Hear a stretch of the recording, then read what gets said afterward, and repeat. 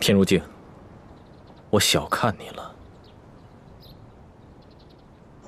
容止，立刻罢手，否则我先杀了这个婢女，再杀了你的心上人。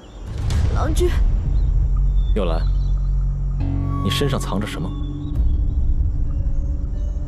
郎君，我派人飞鸽传书，在消灭车辙的时候发现了2粒红豆。幽兰，是你做的吧？你说什么？他在关键之处撒下红豆，才会给花错留下道标。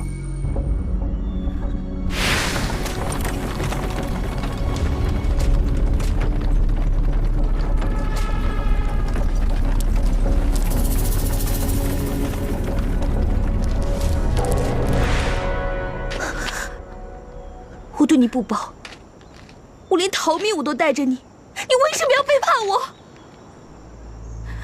因为我恋慕郎君。什么？我从很久以前就开始恋慕郎君了，却不敢让公主察觉此事。只要能远远地瞧上他几眼，便觉得心满意足。公主离开健康，我想着只要跟着公主就能见到郎君，便义无反顾地跟上来了。郎君，只要是为了你，我可以舍弃自己的生命。原来你不惜冒着生命危险去骗何姬，不是为了我，是为了容止。可是郎君半途就离开了，我不知道何去何从，只好跟着公主。再后来，天师派林统领找上了我，可你从来没有说过半个字。公主，上天一点也不公平，人从生来就是不平等的。若我有你的美貌与地位，恐怕早已向郎君表白。可是我什么都没有，连悄悄看上他一眼都觉得害怕。我也是个女人啊，你们议论的诗，弹奏的曲子，我都不明白，我只能匍匐在地，远远地望着你们的世界。这样的我，自惭形秽。抱歉了，公主，我越恋慕郎君，就越嫉妒你，所以，我希望你去死。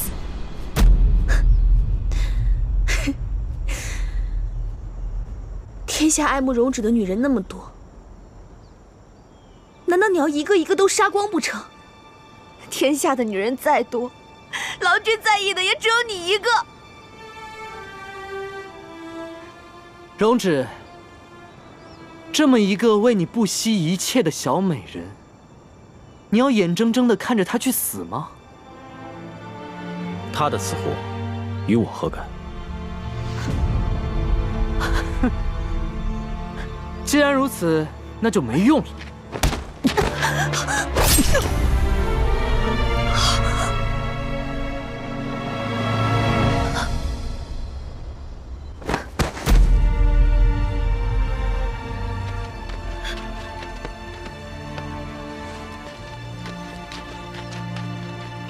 下一个就轮到公主了。容止，还记得你答应过我3件事吗？如今只剩下最后1件了。对，求他立刻放弃一切，换回你的性命。一个一直欺骗我的人，有什么可值得留恋的？容止，我不会再爱你了，你就去实现你的野心，做你想做的事吧。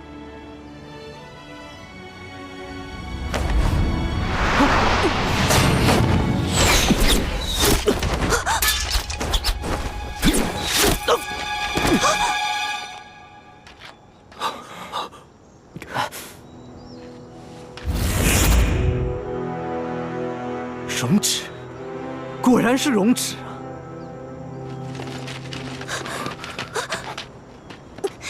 田如镜，如今我已经跑不了了，让我和楚玉说2句话。田如镜，我命令你，把他们给我杀了！田如镜，无论用什么手段，你都赢了，我也输得起。如今我和他说2句话，你也会害怕吗？田如镜，你还愣着干什么？我命令你把他们给我杀了！闭嘴！陛下，陛下，陛下，田如镜现在已经不受控制了，为了你的安全，还是噤声吧。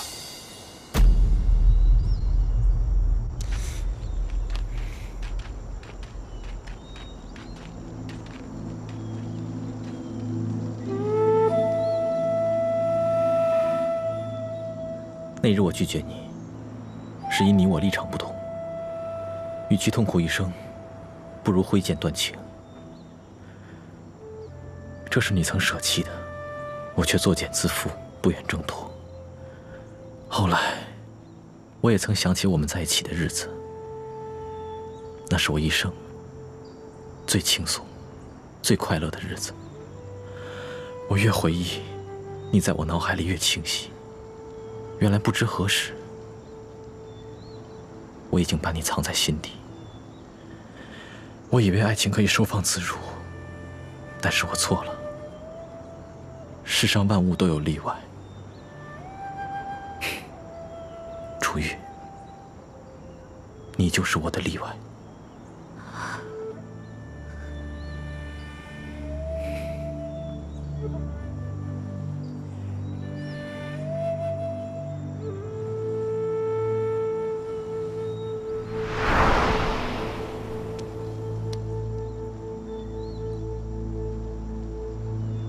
从前你为了追随我，不惜跳崖。如果再来一次，你愿意吗？爹！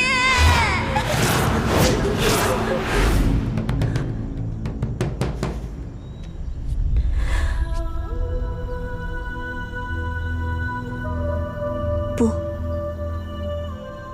我不能。荣止。你是一个野心家，是一个刽子手，你心狠到可以对妇孺举起屠刀，这样的你，我没有办法原谅。荣止，我诅咒你，你终有一日也会尝到付出真心却被人弃之如履的痛苦，你就会知道肝肠寸断、心碎欲死的滋味。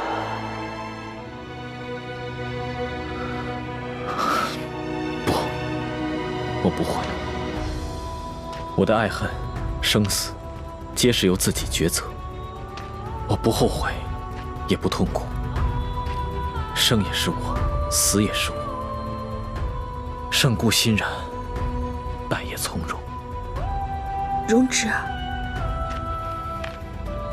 我不想留下尸身，你也莫要看，毕竟这样死会很难看。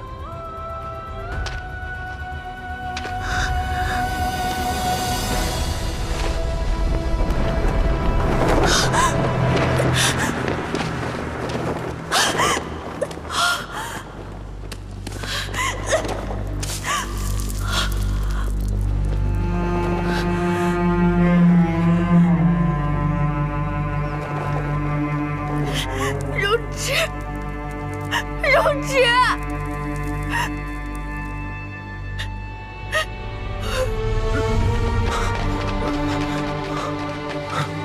师弟，荣止，公主，公主，荣止，荣止，荣止，公主，荣止，不要冲动，荣止，公主，你疯了吗？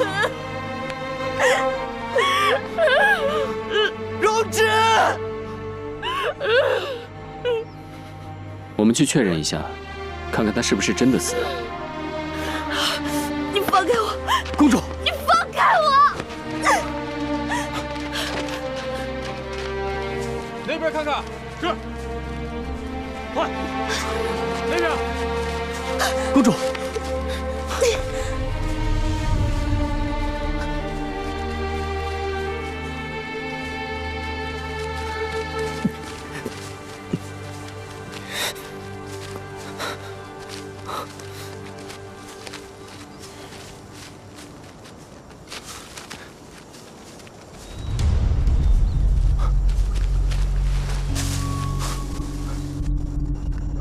找到了。来人，抬他出来！该死的煞星，终于死了，连那个女人一并给我杀了。陛下，你若再不闭嘴，休怪我无情。天如镜，我才是大宋的皇上。那也得等到你平安回宫才算。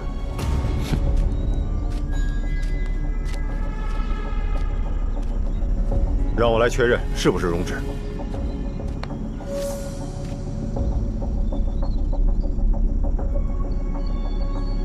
陛下，我上去看看。走。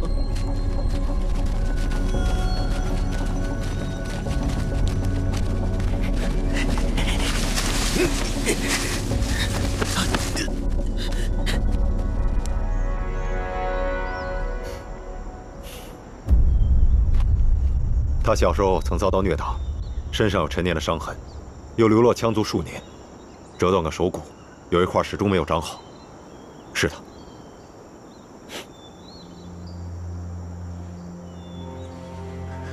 你别碰他！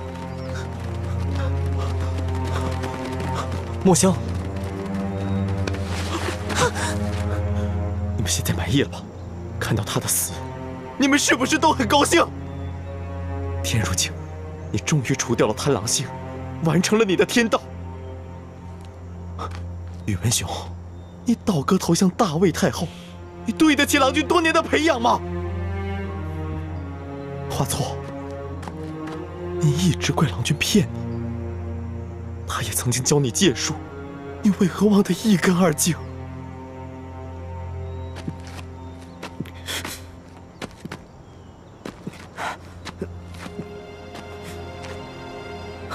容止，我不是要你死，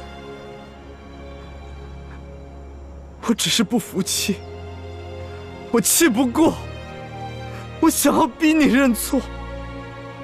为什么？为什么你宁死都不肯认错？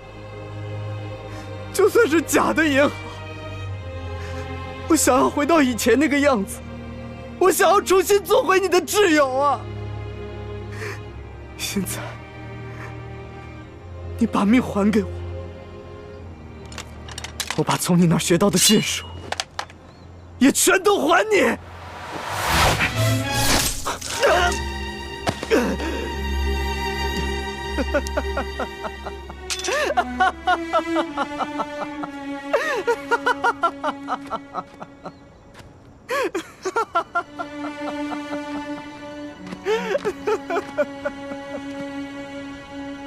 还有你，刘楚玉，郎君不惜派出所有心腹保护你，才落到今天这个下场。可是你呢？你又做了什么？如果再给我一次机会，我也不会改变我的选择。容止杀害无辜平民，楚玉选择放弃他，这就是他的报应。来人，拿上来！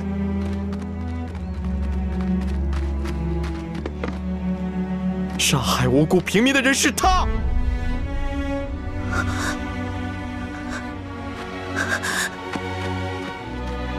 你说什么？宗岳跟沈攸之勾结，杀害附近州县无辜百姓，冒充大魏士兵，只为冒领战功。凭什么将这些血债算到容止头上？楚玉，容止是真心爱你的，你也曾为他而死。为什么你这一次就不肯信他呢？沈攸之，你往哪儿跑？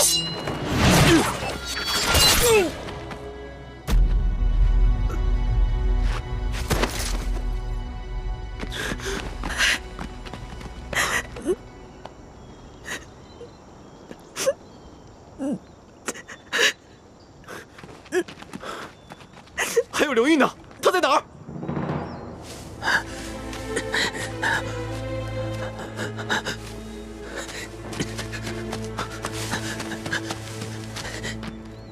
他如今恨透了你，要不要追回来？大宋气势未尽，随他去吧。来人，带走。是，住手！我奉太后的命令，将狼主的尸体带回大魏，请你不要阻拦，否则的话，这是容止写给冯太后的信，你先看看吧。这是大魏今后10年的发展宏图，还有他多年经营的细作名单。打从一开始，他就猜到冯太后的心思，知道他要动手了。楚玉一定有危险。当君，壮士断腕还来得及，你要得到大业，就不该顾及一个女人。现在可不是儿女情长的时候啊！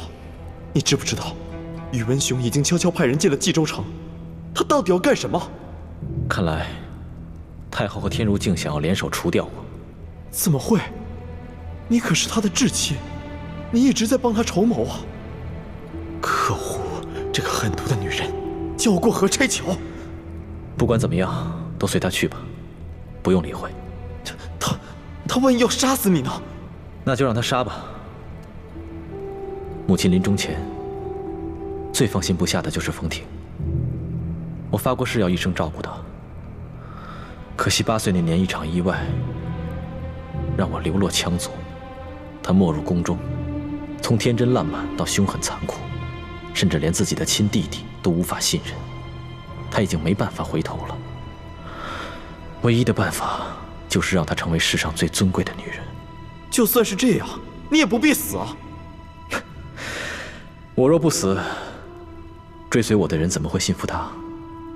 我若不死，他会永远畏惧害怕我；我若不死，他永远变不回以前的阿紫。所以，我只能死。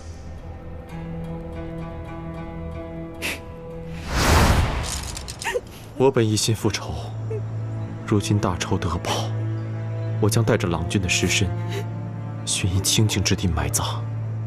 至于我自己，我将一生为他守墓，再不踏足中原。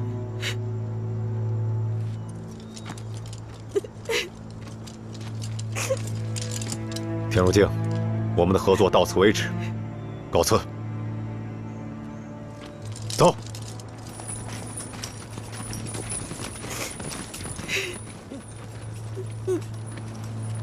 刘楚玉，我要带容止走。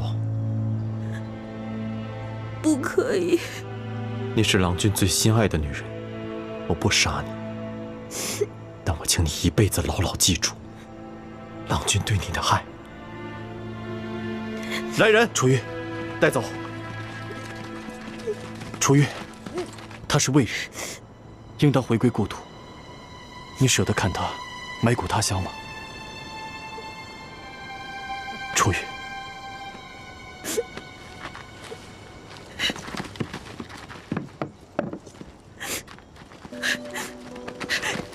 楚玉，楚玉，不要这样！是我的错，我为什么不相信他？这与你无关。你不明白，我口口声声说不怪他，我说什么从此两忘，我就是在恨他。我恨他为什么不爱我，我恨他为什么骗我。可当我知道他屠杀妇孺，我更恨我自己。我恨我自己，我为什么会爱上他？我为什么到了那个地步依旧那么爱他？所以我才会说那么残忍的话。楚玉，楚玉，楚玉，容止！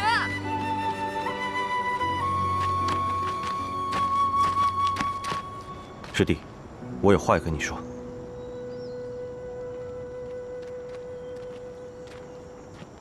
师兄，你想要和我说什么呢？今日之事，你为何要瞒我？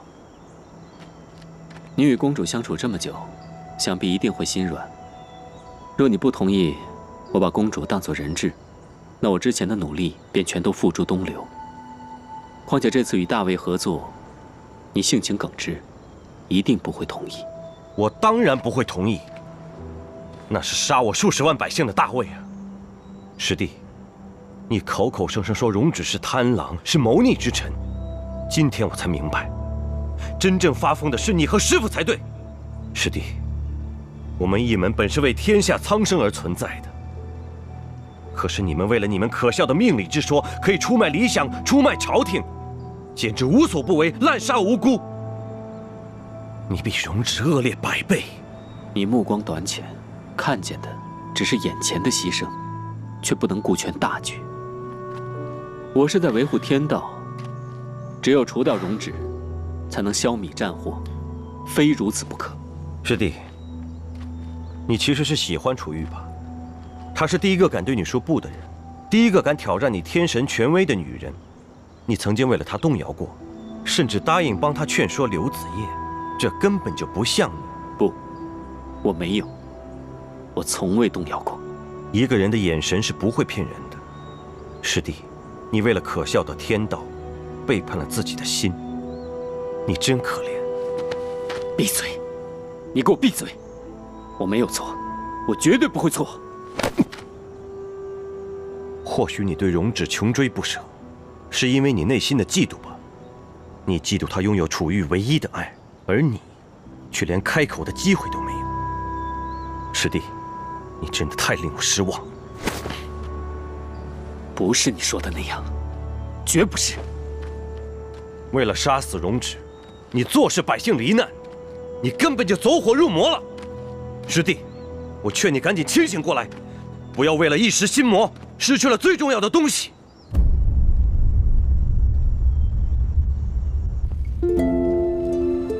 阁主，这刘裕本就来位不正，此次逃回健康，整日疑神疑鬼，到处诛杀皇室子孙。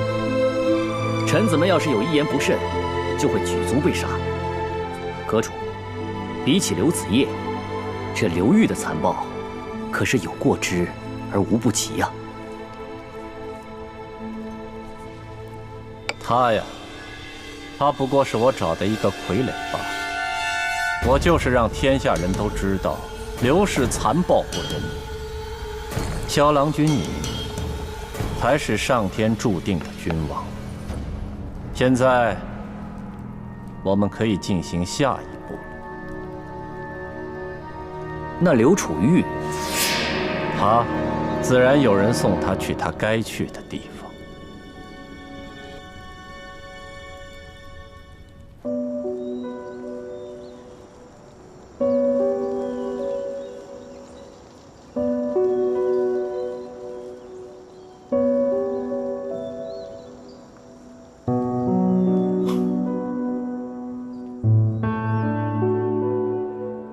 公主，你醒了。你是哪一家派来的？来此之前，不知道公主有多豪放风流吗？竟然如此腼腆。我想要问公主要一样东西。我可以给你想要的，不过你要答应替我完成3件事。能够为公主分忧解劳是我的职责。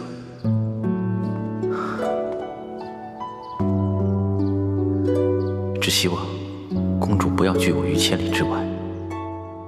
你不张开嘴让我怎么检查？还是希望一直好不了？人生在世，最难的就是放下。人们总记得那些不开心的事情，而忽略了开心的事情。希望我这首曲子能让你开心起来。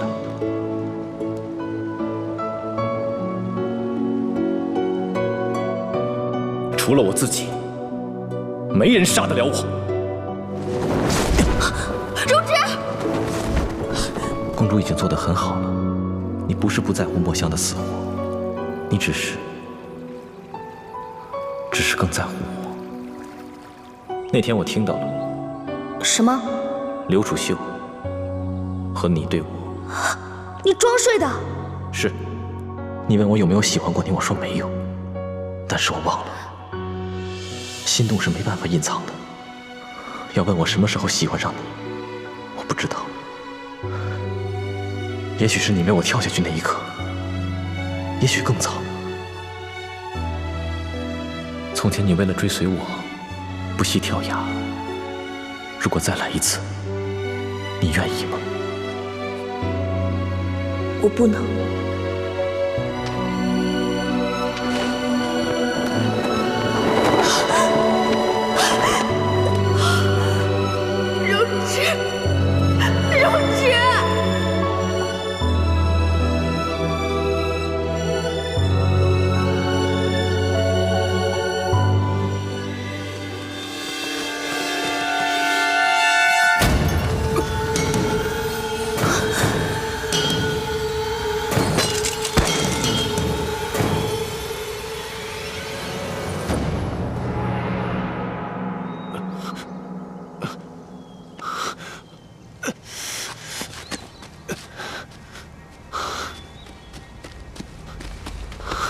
楚玉呢？楚玉在哪儿？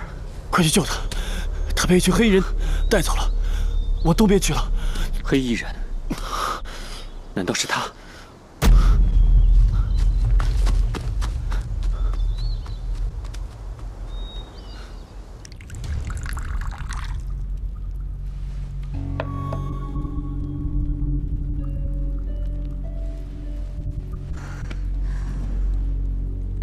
你醒了。是你，朱雀，多日不见，你连旧日的主子都记不得了，你可真是薄情寡义。阁主，刘子业已经死了，一切都已经了结了。刘子业是死了，但他不是死在你的手上，你还是辜负了我对你的信任和多年的教导，所以我把你带回来，当众处置，以儆效尤。哼！大胆，敢对阁主不敬！我是很信任阁主，可是你呢？藏头露尾，你什么时候表露过你的真容？你明明知道我的真实身份，可是你却让我杀亲兄弟。我跟粉黛不过就是你的一条狗，你要让我们按照你的指令行事，可是你何曾对我们有半点怜悯？不光是我，还有你们，又有谁不是他的棋子？你住口！住口！我凭什么住口？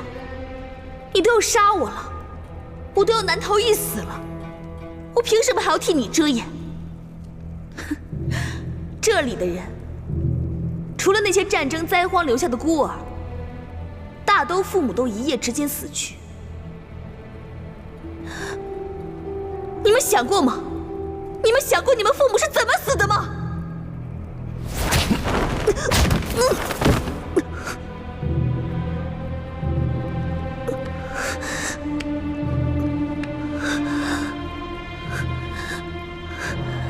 临死之前，我就想知道，你到底是什么时候知道我是刘楚秀的？你不用知道那么多，带你回来就是为了当众处置。动手！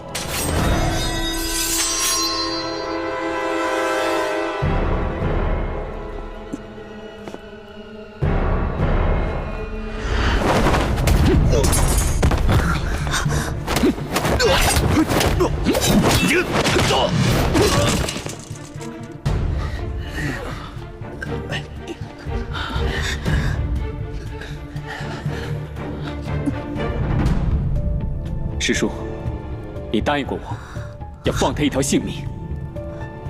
你叫他什么？你故作不会武功，竟然是深藏不露。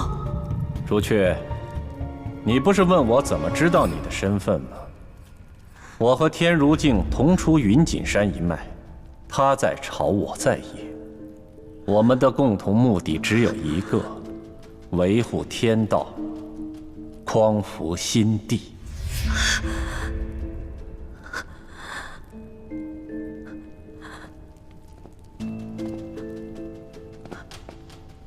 原来你们都是聪明人，只有我是傻子。我竟然还劝你帮我，我怎么可能这么蠢？原来我的一生都是被你们操控的。不，我动摇过，只是后来我发现，天意是不可违的，所以一切要按照原计划进行。什么是天意？天意就是看着百姓受苦，战争灾荒走投无路吗？是天意让我拥有高贵的出身，然后又把我一下打落云端的。天意认定了刘子业是个坏皇帝，3番5次置他于死地。你们到底是为什么要把萧东王推上皇位？他明明比法师更虚伪阴险的。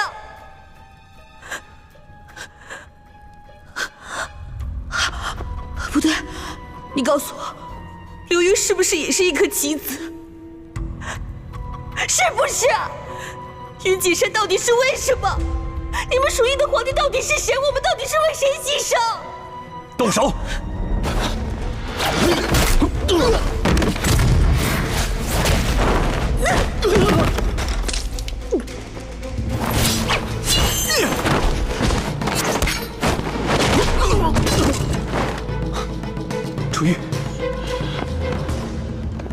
天如镜，此人已窥伺天机，绝不能留。不，我说过，你不能杀他。我看你真的是疯了。云锦山一脉的规矩，外人不得窥伺天机。你现在还要救他？我有办法。我保证，他不会破坏你的计划。我不准任何人伤害他。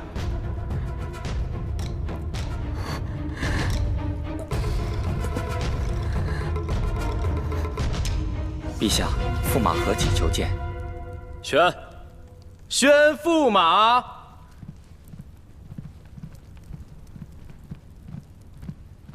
拜见陛下。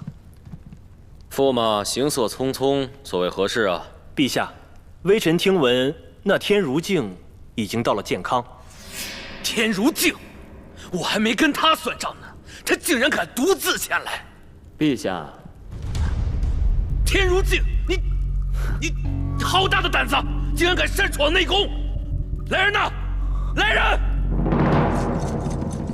来，给我杀了他！陛下糊涂了吧？我是镇守着大宋江山之人，是大宋的神。陛下虽然是皇帝，但也无权派凡人杀死神的代表。违逆神的人是要遭受天谴的。我曾对陛下无礼，那也是为了顾全大局。陛下仁德，应该不会怪我吧？你们觉得呢？请陛下宽恕天师。你们竟敢胁迫陛下！天师，说吧，你此来何意？陛下皇位来路不正，天下议论纷纷。山阴公主乃是皇室正统后裔，也是废帝刘子业的亲阿姊。如果她说废帝刘子业主动将皇位让给陛下，那你的皇位不就名正言顺了吗？山阴公主的存在是为了堵住天下悠悠之口，对你有益无害。陛下，我仔细思量，越发觉得不对。那个女人根本不是刘楚玉，把她给我杀了！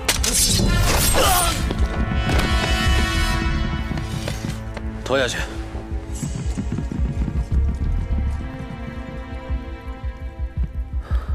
天师，那山阴公主现在何处啊？山阴公主就在宫殿外等候。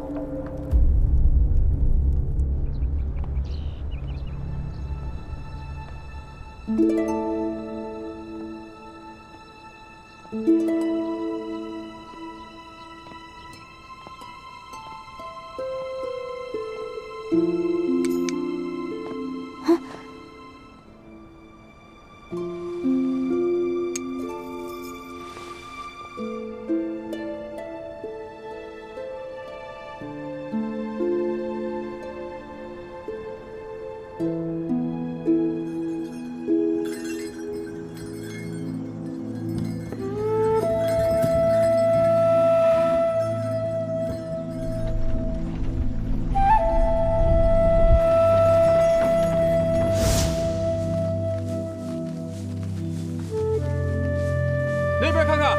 是。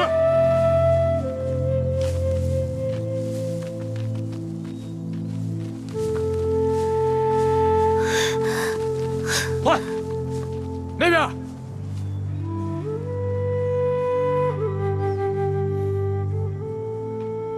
走吧。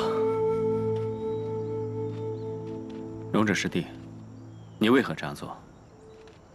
大卫是一个永无止境的泥潭。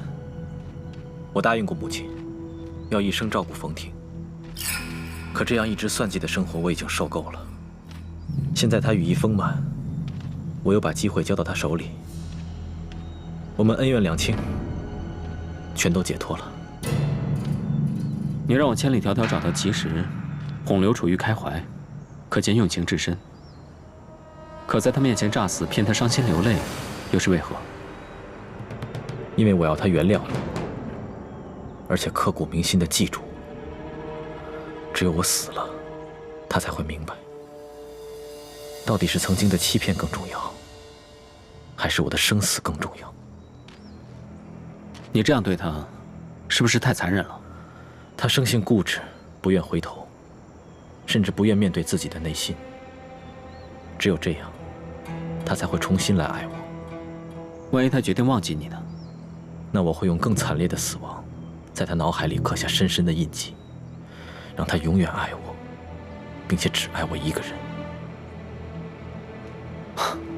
容止啊，容止！你可真不愧是天底下最狠心的人。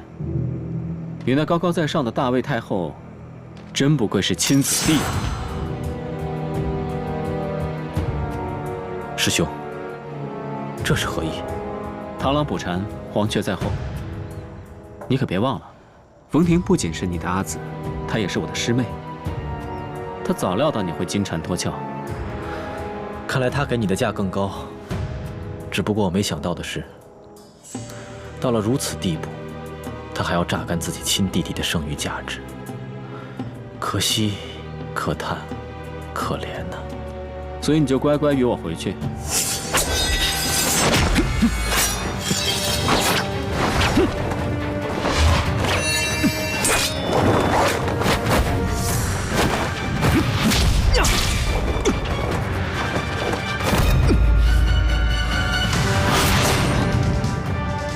师兄，就算我身负重伤，也未必没有一搏之力。你太不小心了，容止。对付你这样可怕的人，我又怎能毫无防备？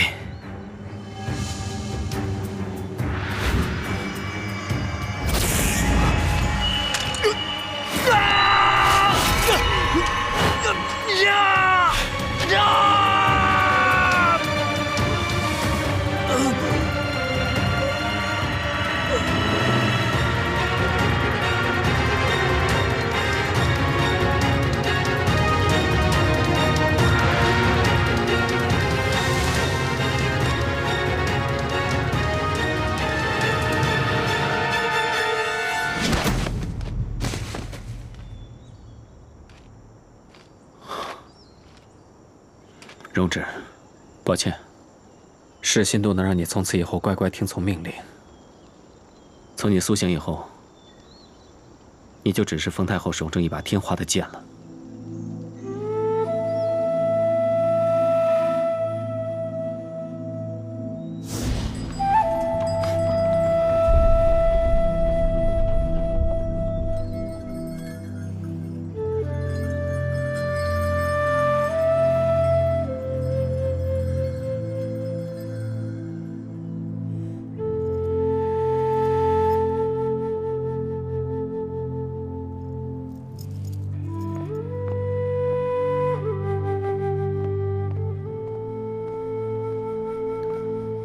公主，宴会就要开始了，跟我走吧。我还是没法忘记的。你说什么？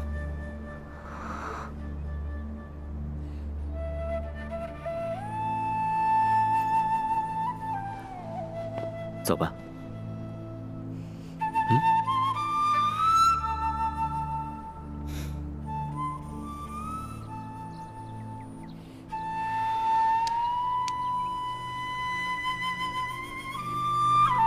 楚玉，过去都过去了，你应该为了天下苍生而活，助我一起匡扶正义，阻止阁主的阴谋，寻找一位正直的明君，这才是你今后要走的路。这个故事讲到这儿，也就告一段落。刘楚玉与真心恋人容止，从此便永久分离，可怜可叹呐！不行，相爱的人怎么能无故分离呢？就是啊，传说不能戛然而止。我们还没听够呢。你太残忍了，竟然说了一个这样的故事。你这个故事就应该这么改，在这个宫变之后啊，就再也没有人知道刘楚义的下落了，那他一定是和容止双宿双飞了嘛？你们说是不是啊？就是啊，这故事没法听了啊，就此别过。哎，也罢也罢，既然大家对这个结局都不满意，那就让老夫改上一改。要不这样，我让容止不来大宋了，让楚玉去大魏，可好啊？咱们今天就讲宋魏联姻的故事，一切都重新开始，就从二人结缘讲起，如何呀？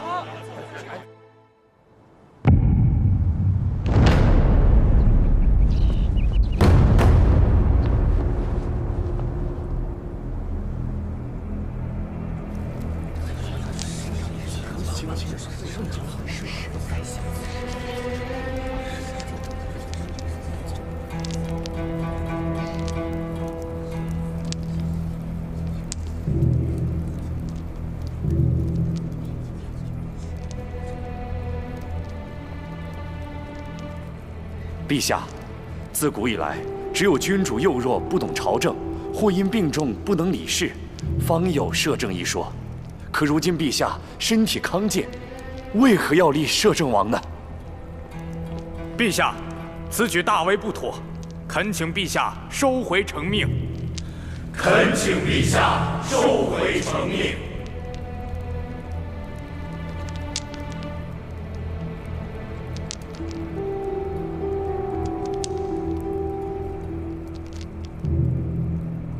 朕自幼笃信佛理，常有出世之心，需值得信赖之人代朕打理杂务，所以立摄政王一事，朕心意已决，不必多言。赵世忠，臣在。你来说说，谁是大魏摄政王的最佳人选？朕问你话呢。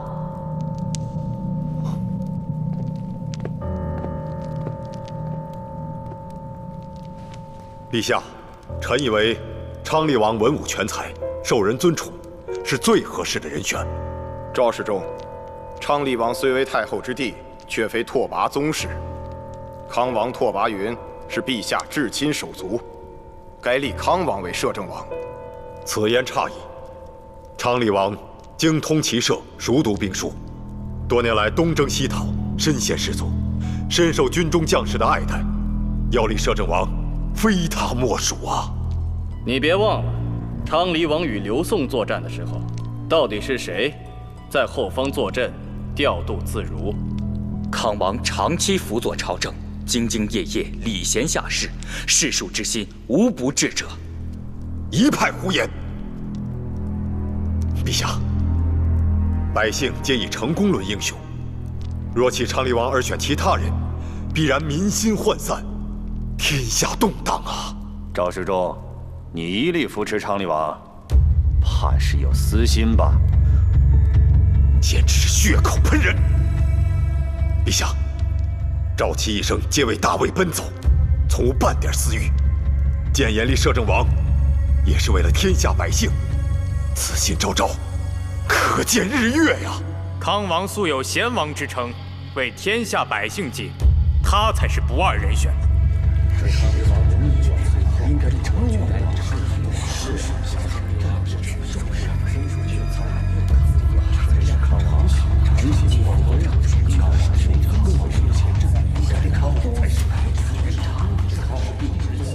马相以为如何？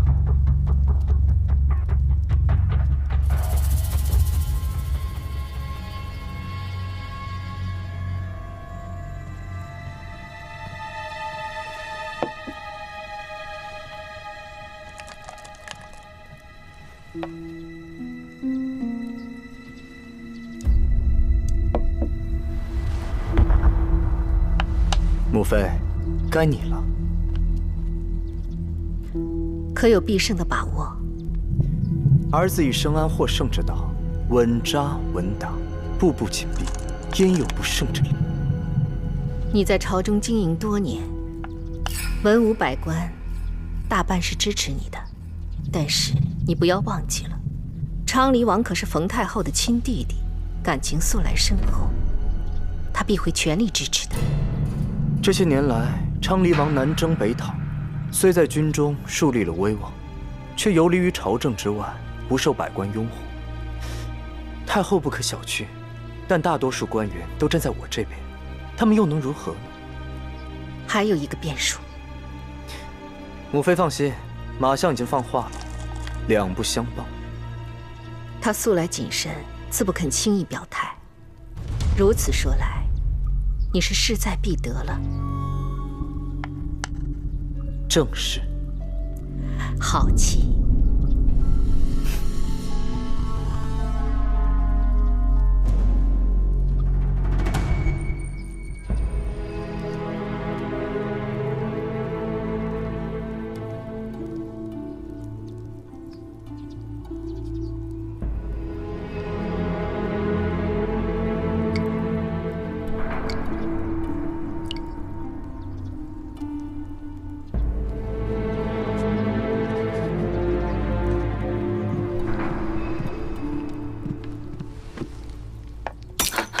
奴婢该死，还不滚下去！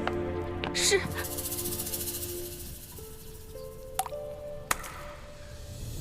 娘娘，奴是否再去探听一下前朝的近况？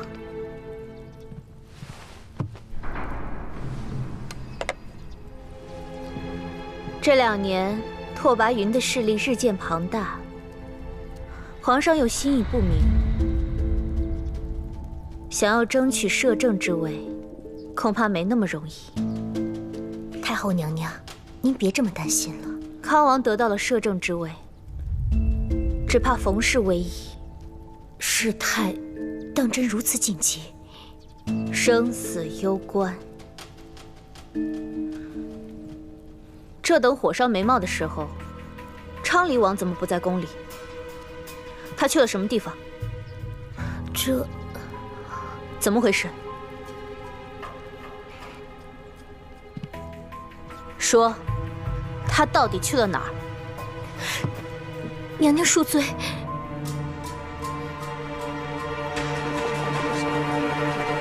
这谁家的女郎？好大的排场！马相的掌上明珠你都不认识啊？就是被称为蓝中君子的那一位。啊，是那位名动全城的才女马雪云。哎，对对对，就是她。哎，出来了，出来了，出来了！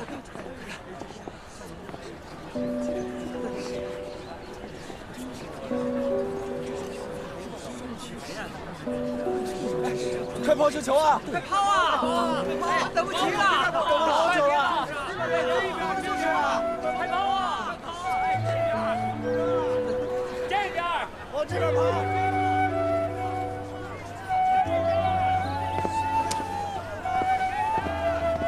女郎，时辰到了。等等吧，再等一下。女郎，郎主说过了，今日那人绝对不会出现在这里。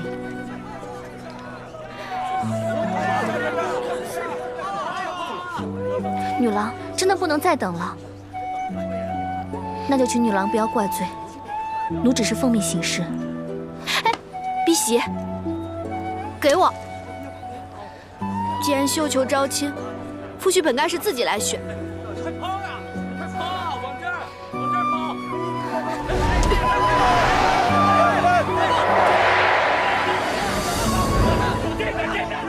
除了那人，我谁都不嫁。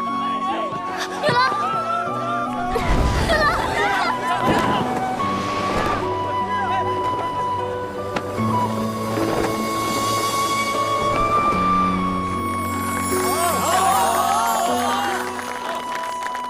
殿下，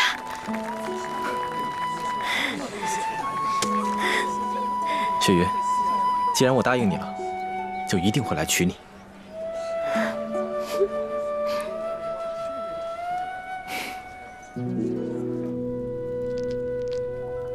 马相以为如何？陛下，此乃陛下的家事。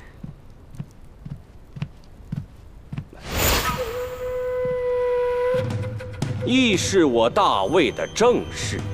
如果陛下一定要问老臣的意见，列位臣工，本相的话你们信服吗？马相素来两不偏帮，是最公允的人，你的话自然听的。赵侍中以为如何呀？那就请马相直言。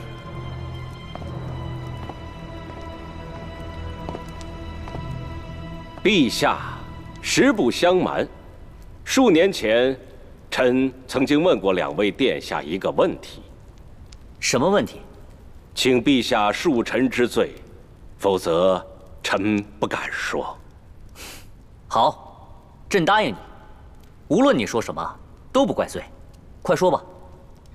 臣曾问2位殿下，如果有朝一日，大魏陷于水深火热之中，你们该如何力挽狂澜？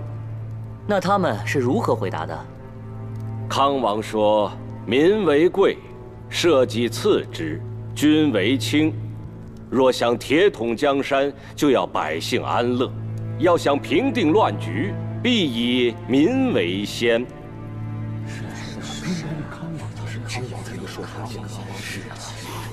马忠良，你竟敢！赵世忠，丞相一心为公，德高望重，他说的话句句有理。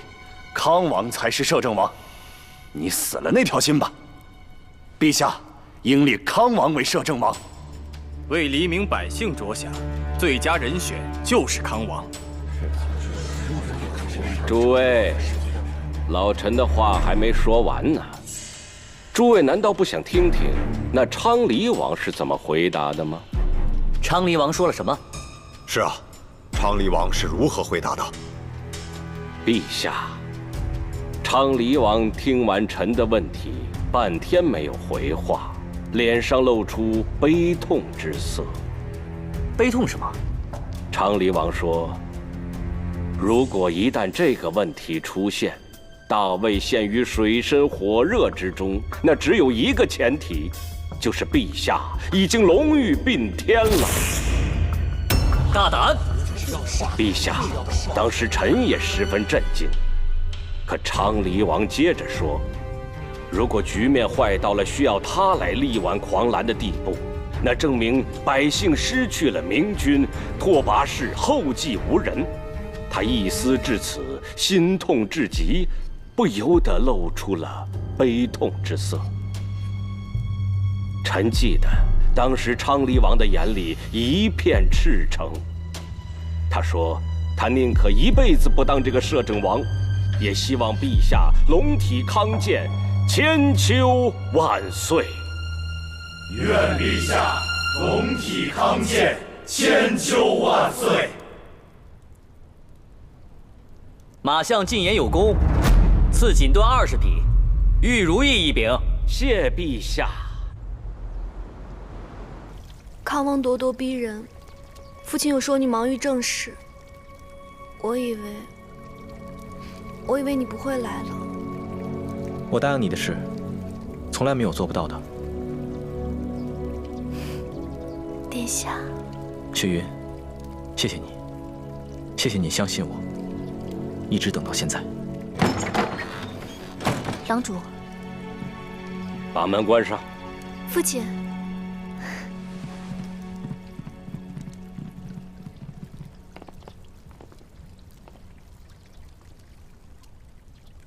你让雪云相信你什么呢？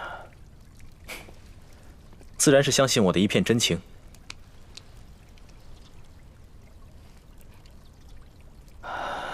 哼，一片真情。殿下，你接近小女的目的，不就是为了拉拢老夫吗？如你所愿，今日我已向皇上谏言。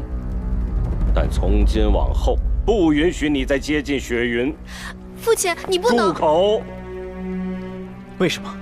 殿下，本相就这么一个女儿，从小对她是精心呵护。以微臣看来，殿下可以给雪云荣华富贵，但绝给不了她恬淡快乐的生活。所以，我不能把女儿交给你。如果我说不呢？殿下，你不要以为当了摄政王就高枕无忧了。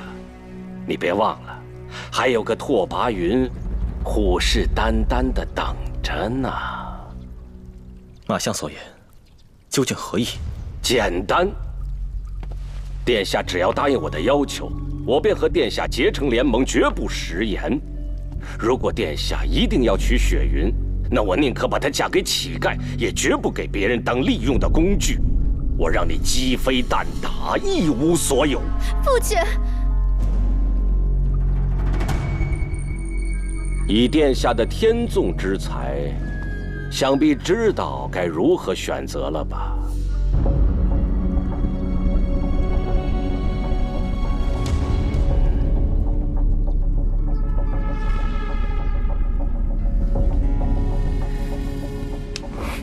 雪云，若我不是高高在上的昌黎王，而是街边的乞丐，你愿意跟着我吗？愿意。美人相伴，还有何惧？雪云，我们走。容止，你到底想干什么？马相精明成算，可料天下万事，唯独算不准人心二字。我答应过雪云，就一定会去的，又怎会食言？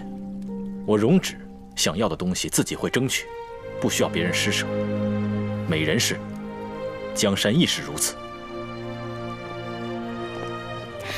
父亲，你输了。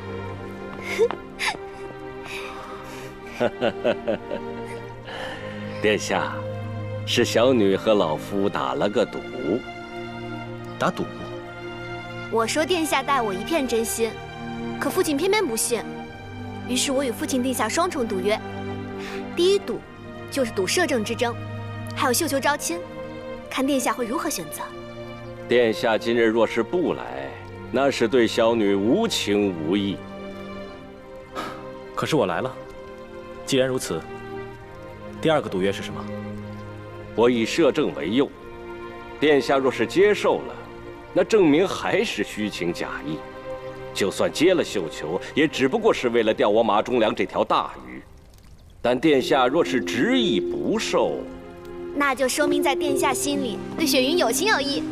不然，殿下心存高远，大概不会以摄政王这区区的目标来向臣下施礼屈服。我说的对吗？父亲。行了，女儿长大了，由不得爹了。父亲问你，今日她若不来，你真的不嫁？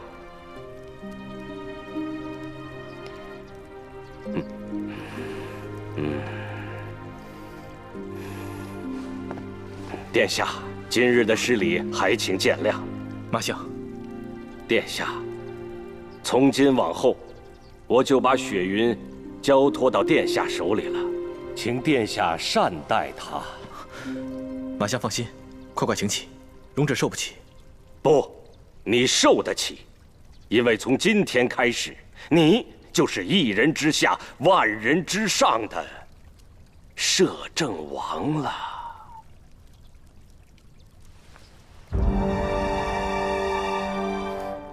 如此，多谢马相成全。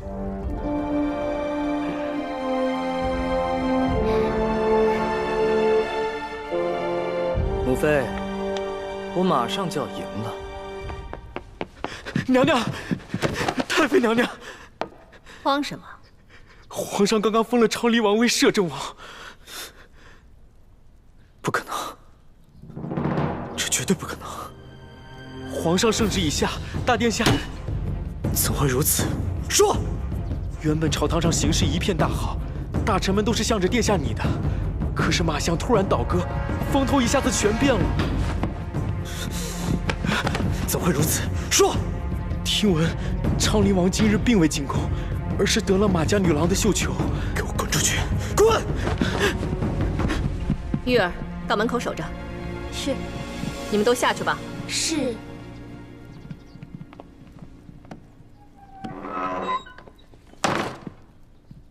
云儿，你行事素来沉稳，怎么能当着下人的面如此失态呢？母妃，你听到了吗？我输了，我输给了容止，一子落错，满盘皆落索。容止当了摄政王，离那天子之位只一步之遥。云儿，云儿，你冷静一点，棋还没有下完，谁输谁赢还不一定呢。摄政王，哼，离那个位置最近的人，也就是受猜疑最多的人。母妃的意思是，那个容止果然狡诈，竟然博取了马雪云的欢心。马相的独女呀，当然是奇货可居。你原本也有这个机会，可惜是你主动放弃了。如果我娶了马雪云，这辈子就不要再想娶她了。是啊，如果你娶了马雪云，便此生与她无缘了。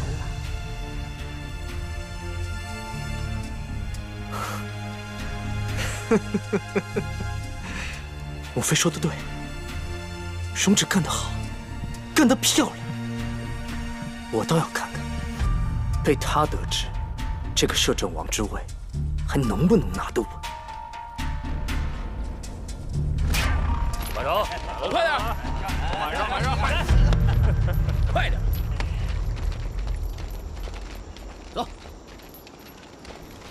走快点！快点！又抓了美女回来了，将军，劫掠的时候顺便带回来的。哼，很一般呐。这些都是荆州城外的农家女子，将军自然是瞧不上眼。不过属下听说，那霍家军的统帅是位女郎，女郎容貌美艳，冠绝天下。等拿下荆州城，美人和珠宝就全是将军的。好，全部打理干净，本将军要慢慢享用。是。走。今天晚上穿这个伺候将军。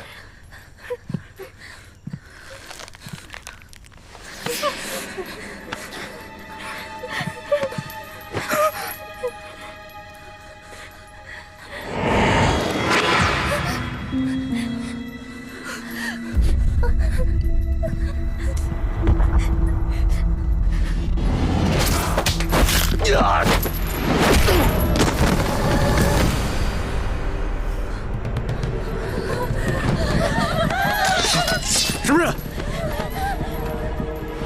别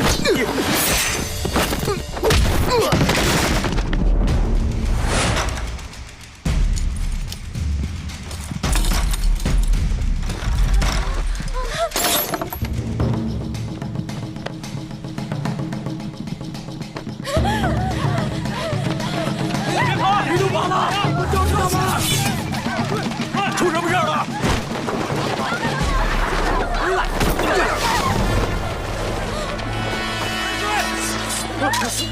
站住！什么东西？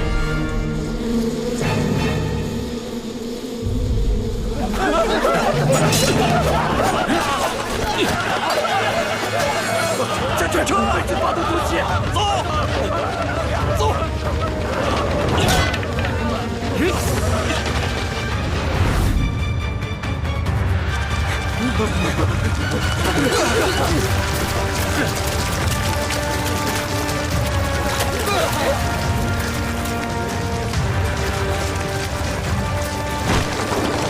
薛贤，要往哪里逃？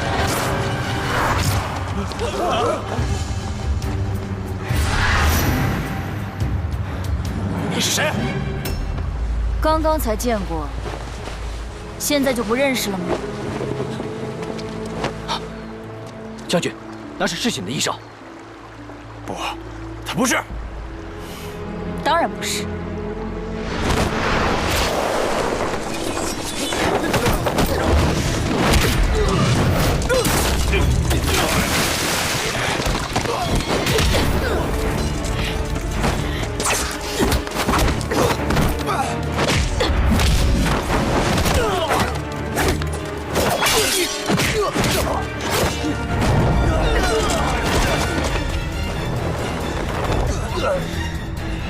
你到底是谁？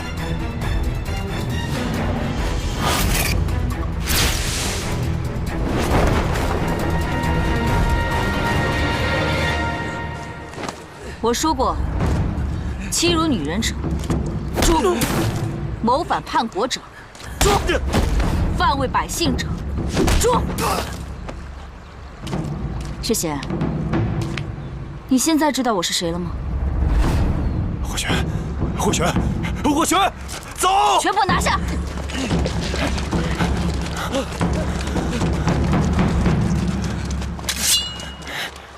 霍玄，你上之不武，我数万人马，兵强马壮，若不是那些毒蜂，怎能输你？我迟迟不攻，便是为了引来毒蜂开路啊！毒蜂是你放的？不可能，他们怎么会由人来操纵？本来不可能，不过这山上特有的毒蜂喜田，我便命士兵假扮农夫，在周围都种上花草。毒蜂乘风越冬后，正逢其时，自然会聚集于此。那些浓烟，当然是为了将毒蜂驱向你的军营啊！那你为什么今天才动手？蠢材，我要等那阵剿灭叛军的东风啊！押去，走。报！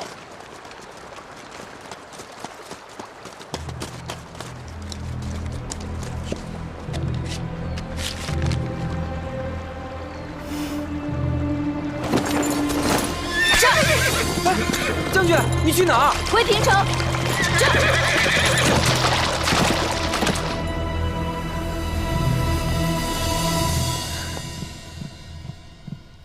太后，荣止，你一整天都在外面，知道我有多担心吗？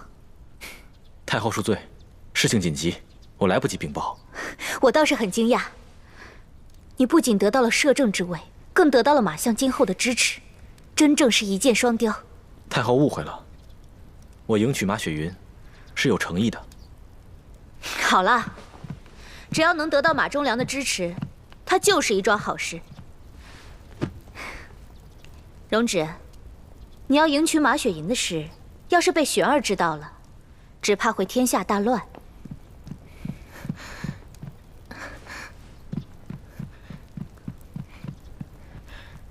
太后，怎么了？前方急报，霍家军大破薛贤叛军，解了荆州之围。只是，说，只是探子飞鸽来报，霍玄将军破敌之后，单人独骑向平城来了。怎么会这么快？还有，吞吞吐吐做什么？一次把话说清楚。康王也出宫去了，去向不明。糟了，荣止。霍玄这么快知道平城的消息，一定是拓跋云从中作梗。他贸然出宫也是冲他去了。如果他趁机生事，左右不过也就是5、6天的功夫。一定要尽快拿出主张。他的逐月日行千里，恐怕3日就到平城了。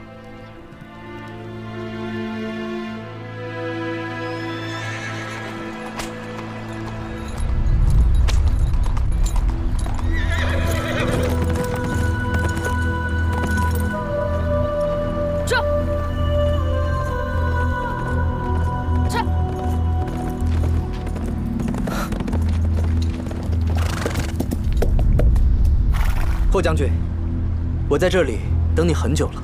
抱歉，我有急事要进城，有事以后再说吧。等一下，难道你不想知道荣止移情别恋的缘由吗？我记得10年前，我父皇带我去军营，我在那里见到了一个9岁的小女孩，她跟着霍老将军到处征战，像个男孩子一样，倔强勇敢。那是我第一次见到你。康王殿下，这些年来，我一直注视着你，看你像个男人一样征战沙场，看你一身盔甲染遍了鲜血，看你一双素手撑起半壁江山。我现在已经不想这样关注着你了，你知道吗？我一直在等你，等有一天你脱下盔甲，放弃战场，像天下所有软弱的女子一样平凡的活着。到那个时候，我就希望我是那个能给你幸福的男人。但是不知道为什么，你心里只有荣止。你能告诉我这为什么吗？康王，你失态了。这些话我已经忍耐了很久了，你快告诉我，容止算得了什么？他是很聪明，他跟你有同袍之谊，留下了深厚的友谊。但是，他现在要娶的是马相的长珠，你知道吗？他不要你了。拓跋云，我让你住口！你生气了？你真的生气了？我刚刚跟你表白的时候，你还毫不动容，我一提到容止你就生气了。哎，你知道容止为什么要娶马雪云吗？为了赢得马相的支持，想成功摄政。可想而知，他当年为什么要深入军中，与你为友？他想得到的不是你，而是威名赫赫的霍家军。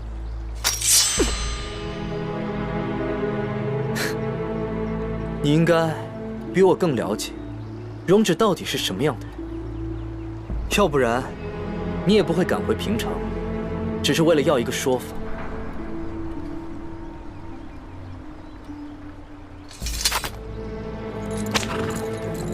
他的内心冷漠如冰，眼里只有万里江山。你选择他，你会后悔的。你刚才问我为什么会选择他？你愿意给我答案吗？因为他从未试图把我变成一个平凡的女人，他只是跟我说，不论何时何地，只要我想上战场，他都会和我并肩作战，撑起这片江山。住！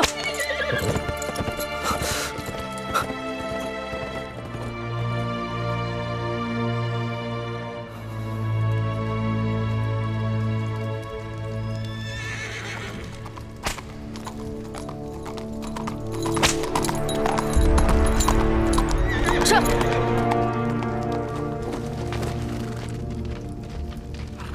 开门。霍将军，你不能入城。沈玉，马上带我去见容止，我有句话要问他。将军要说的话，卑职很清楚。既然知道，还不让开？千军万马我都不放在眼中，你以为自己可以拦得住我吗？萤火之光岂能与皓月争辉？但摄政王有令，要卑职带他说几句话。什么话？殿下说，无论他身在何处，都不会忘记袍泽之情、相守之意，更不会忘记对你的承诺。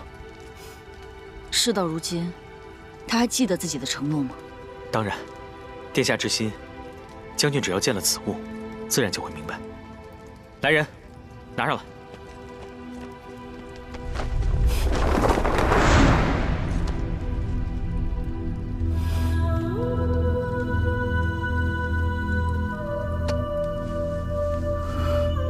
将军，这是殿下与你并肩作战的时候，你穿的盔甲。是，没想到他至今还留着。可他终究要娶别人了。殿下连旧物都那么珍惜，更何况是将军本人。对他而言，你不只是共患难的同胞，更是比肩而立的伴侣。所以，你更应该明白，现在的殿下最需要的是什么。若将军见了此物，还要问那个答案，那他待如何？殿下说，他对你唯有失望二字。我行军打仗，从不在意战争的过程，只在意最后的结果。沈月，你去告诉容止，我会好好替他守着这片江山。但是，不管他娶多少女人，最后能与他比肩而立的，唯有我霍玄一人而已。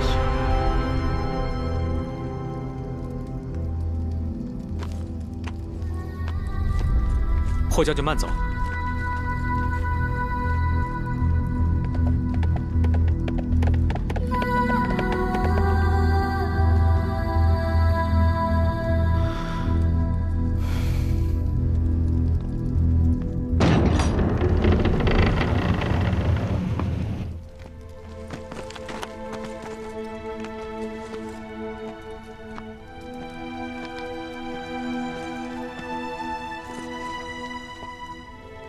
殿下，霍将军千里迢迢赶回来，你为何不见他一面？以霍玄骄傲的个性，一定会闹得天翻地覆。你别忘了，前方将士没有得到宣召，不得进入平城。在铸成大错之前，他必须赶回荆州。若是不然，被皇上和朝廷得知，我们之间的见面就会变得别有用心。康王真是下了一步好棋。殿下，卑职有句话想说，不知能否？对于霍将军，你是江山为重，竭力安抚，那对马氏，也是为了社稷吗？窈窕淑女，君子好逑。走吧。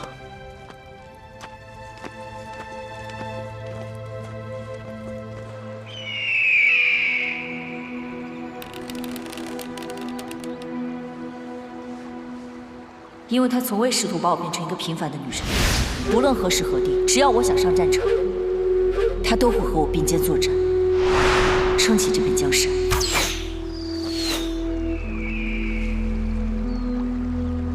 殿下似乎眉头不展。你是明白的。殿下找来霍玄，就是想让荣止后院起火，最好鸡飞蛋打，失去霍家军的支持。又惹得马相生厌，就算当了摄政王也长久不了。可是没想到，他竟然过城不入，白白浪费了一步好棋。你明明知道还要问，嫌我不够心烦是吗？殿下向来沉稳，没想到三言两语就恼了。看来这个霍将军在您的心里，着实不一般呢。闭上你的嘴，殿下。其实我今天是来告诉你，刘宋的使臣何山到了。刘宋使臣？自宋与魏一场大战之后，刘宋气势大减，一蹶不振。今天突然派来使臣，怕是别有目的。回宫，跟我回去看看，刘宋到底想干什么？撤！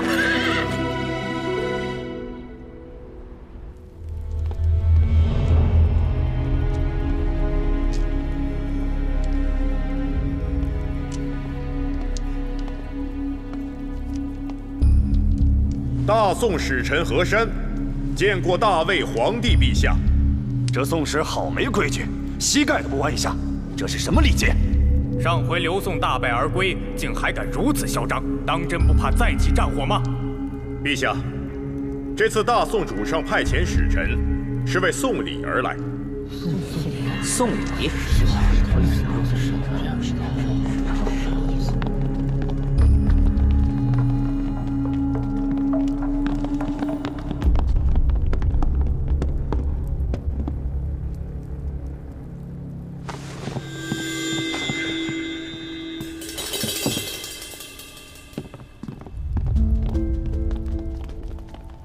木雕的娃娃，这就是刘宋给朕的礼物吗？这3尊娃娃乃是大宋公主亲手雕刻，是十分珍贵的礼物。这么说，刘宋同意朕的议和了？主上说，若有人能解开这3尊娃娃的奥秘，大宋必将答应大魏的一切议和条款。但是，如若解不开，解不开又如何？请陛下割让青州、扬州、河州给我大宋。哼，简直是狂妄之极！陛下，马上把这个狂徒给轰出去！败军之将，还妄想我大魏重镇，该杀！哼，本来就是从大宋夺去的土地，怎么又成了你们的重镇？久闻大魏人才济济，难道连这雕虫小技都畏惧吗？诸位这么闹腾，是怕接受挑战吗？莫非摄政王有解决办法？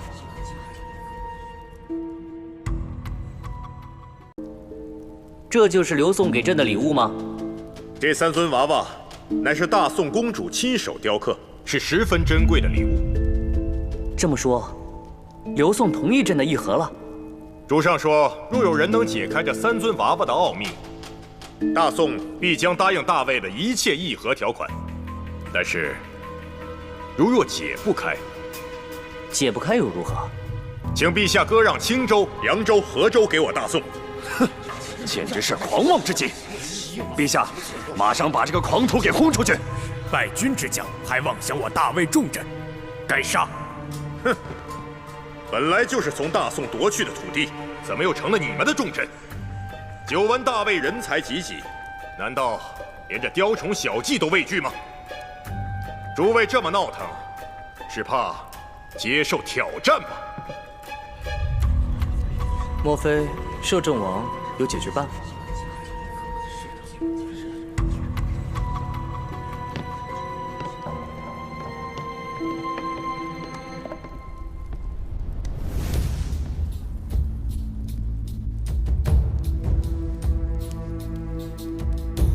你这是要干什么？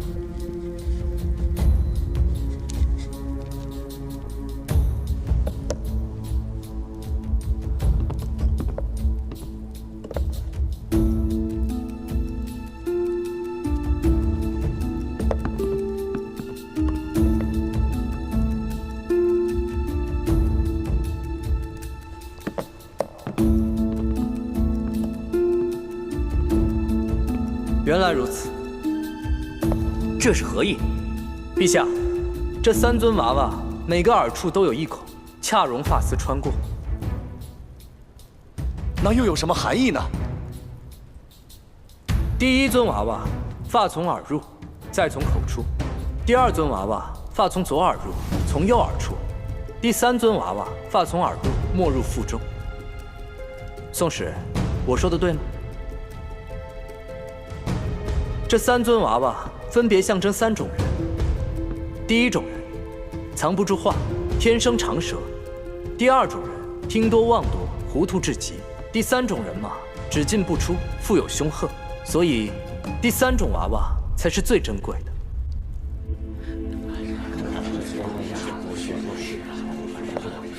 摄政王似乎还有话说。第1种娃娃有言必说，坦率真诚；第2种娃娃烦不迎心，没有烦恼；而第3种娃娃缄默沉稳，值得信任。要问我哪一尊最尊贵，我的确分不出。如果一定要我选的话，我倒觉得这个肚子里藏不住话的娃娃最为天真可爱。我家公主也曾说过相同的话，世间竟有如此巧合。好了，大魏人才济济，这样的雕虫小技就不要拿出来献丑了。现在该谈谈你的来意了吧？下臣要代表大宋皇帝请大魏履行婚约，从此以后，大魏与大宋永远友好，再无兵戈。陛下，既然是康王殿下解开了谜题，理当由康王殿下迎娶刘宋公主。陛下，公主有言在先，能够解开这3尊娃娃的奥秘，并与她心意相通的人，才是她的有缘人。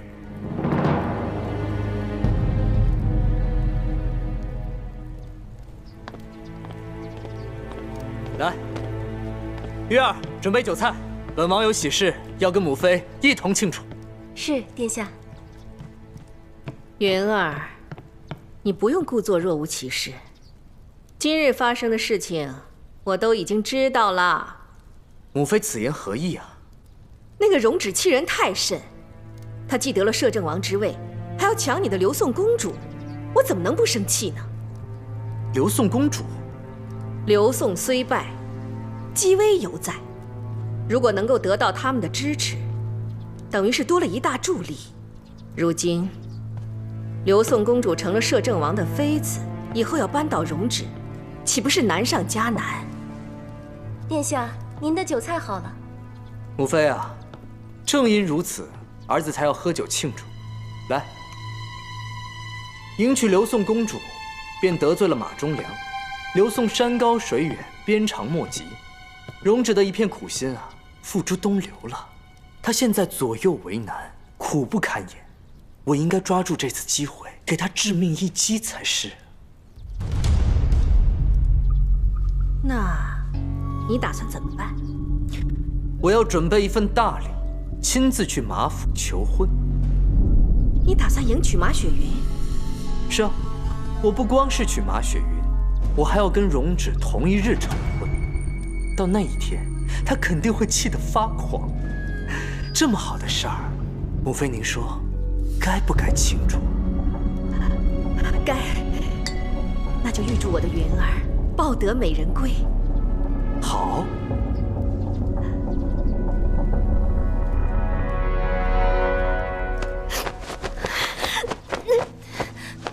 女郎，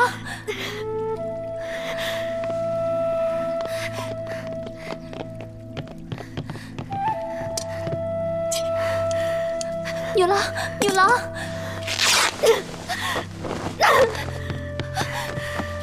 女郎，息怒啊！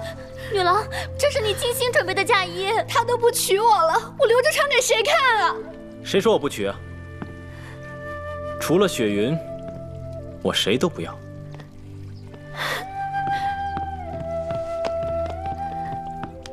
雪云，记不记得你说过，哪怕我是个乞丐，你也愿意跟着我？现在，话还算数吗？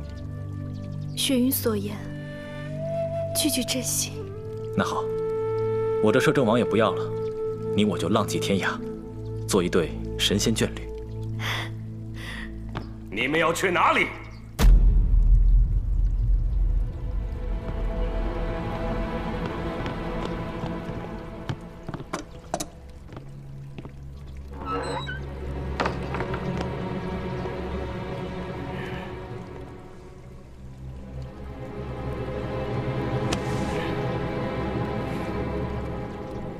孽障！马相，皇上圣旨已下，你想干什么？就是因为下了圣旨，我更要带雪云远走高飞。你们这是抗旨，抗旨是要死人的，你不要命了吗？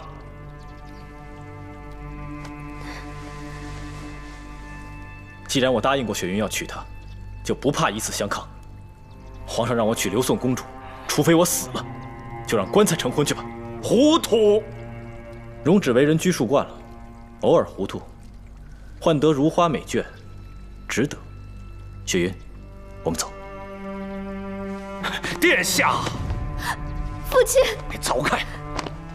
马相，你这是何苦？殿下，你乃大魏摄政王啊，千万不可因为儿女私情而置江山社稷于不顾。请殿下以大局为重。以大局为重，以大局为重就要辜负雪云。娶了刘宋公主，雪云怎么办？雪云，雪云，你后悔吗？雪云不后悔。殿下，你听见了，马雪云愿意为了你连命都不要。臣想，他恐怕对正妃的名分也无所谓吧。不，我不能委屈雪云。是，这样的确是委屈了我的女儿。可有什么办法呢？路是他选的，他不能什么都要，他总得付出点代价。只是老臣有一句话想问殿下：当今大魏朝政，你我心知肚明。皇上一心沉迷佛事，不愿意理朝纲。有朝一日，如果殿下还能再进一步，我向您立誓，绝不辜负雪云。如此，臣放心了。快快请起。还请殿下即刻回府，筹办婚礼。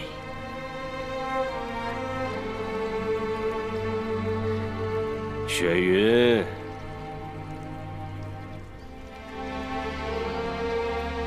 请殿下回府。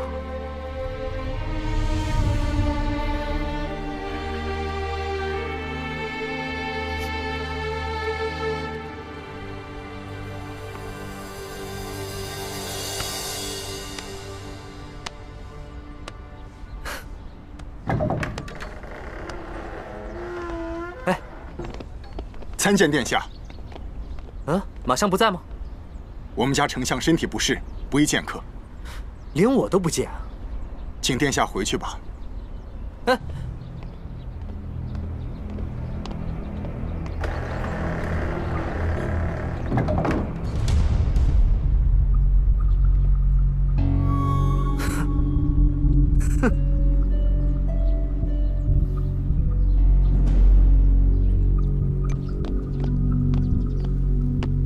云儿回来了，事情办得怎么样了？这个老东西，把我拒之门外了。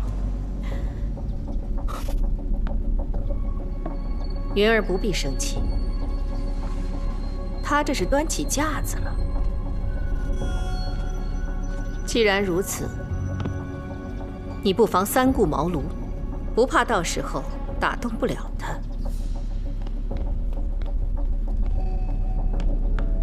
娘娘，冯太后宫中传出消息，多准备了一份合婚庚帖，我马府去了。你说什么？说是马家女郎要与刘宋公主同一日嫁给摄政王。下去吧。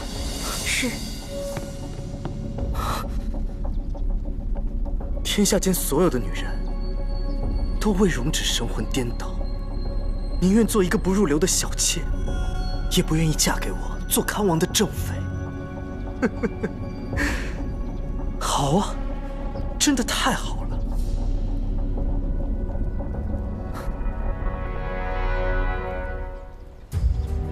容止啊，你就不要怪我了，这都是你自找的。母妃，水能载舟，亦能覆舟。如果刘宋公主在和亲的路上不幸遇刺身亡了呢？只怕到了那个时候，魏宋要撕毁和谈，容止又要重新攻打刘宋了。想占其人之福，得看有没有这个命。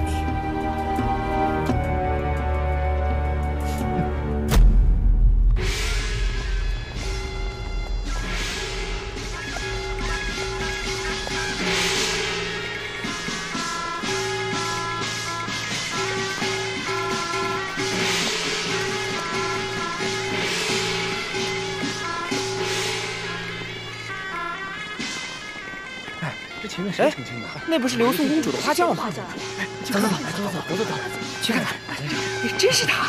我们大魏的摄政王迎娶刘宋的公主为王妃，魏宋永结百年之好，再也不用打仗了。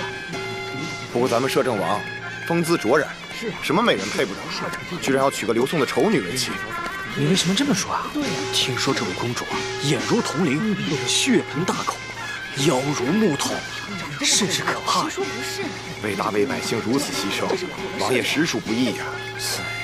可怜的摄政王殿下。恭喜殿下！多谢大家今天到来。恭喜殿下！恭喜啊！恭喜！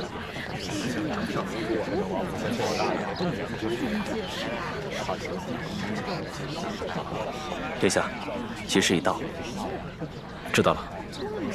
可是，公主的銮驾迟迟未到，要是耽误了吉时可怎么办？沈玉会及时赶到的。恭喜摄政王殿下！多谢，这边请。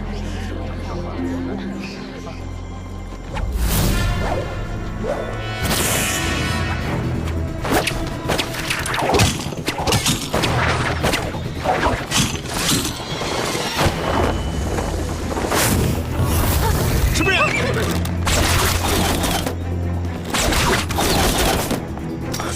保护王妃！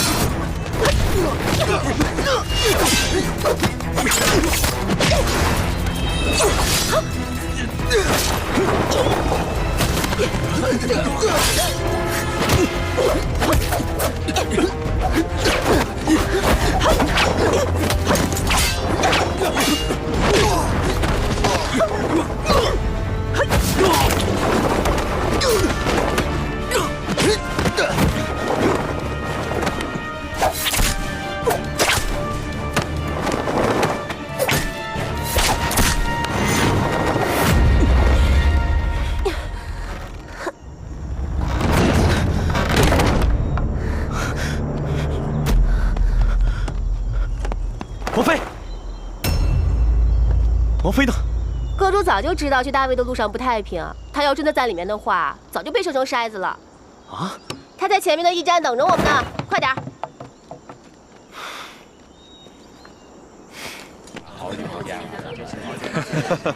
恭喜恭喜啊！哎，这眼看吉时就要到了，怎么还不见新娘子呀？会不会出什么事儿了？沈将军亲自护送，怎么会出事儿呢？诸位放心，沈玉一定会将公主及时送到。来，来了来了来了！殿下，人来了！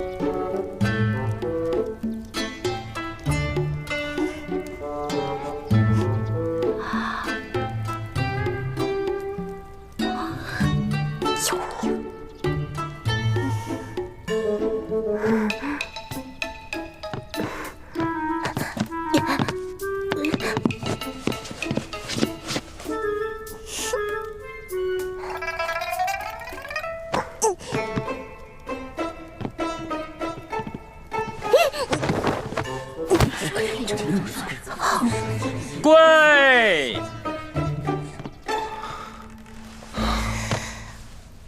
一拜天地，二拜高堂，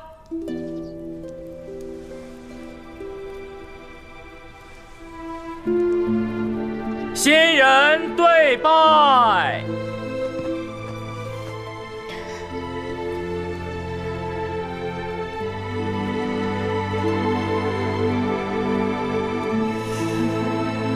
礼成。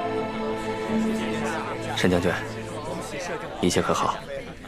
有人行刺。什么人？应该是想破坏魏宋联姻的罪人吧？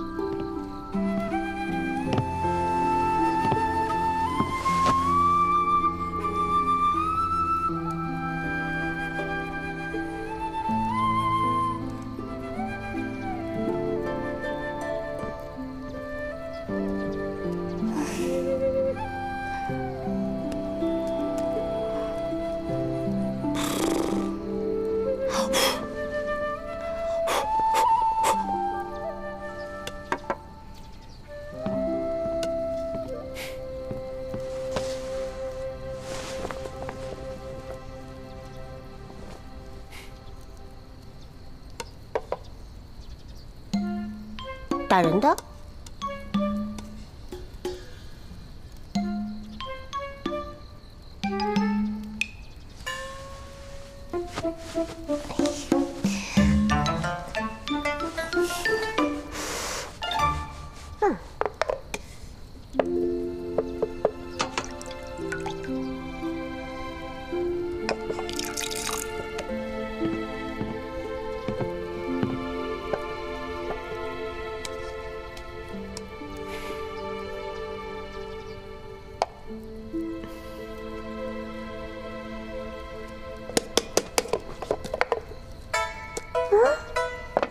哼。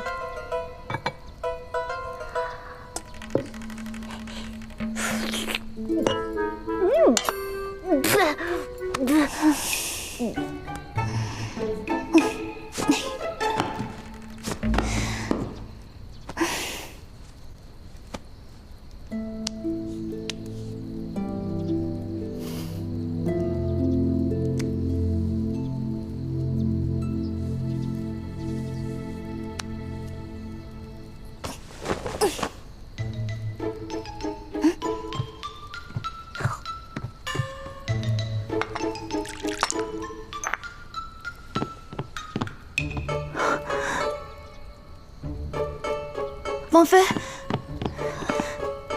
王妃，万万不可！怎么了？这仪式不都完了吗？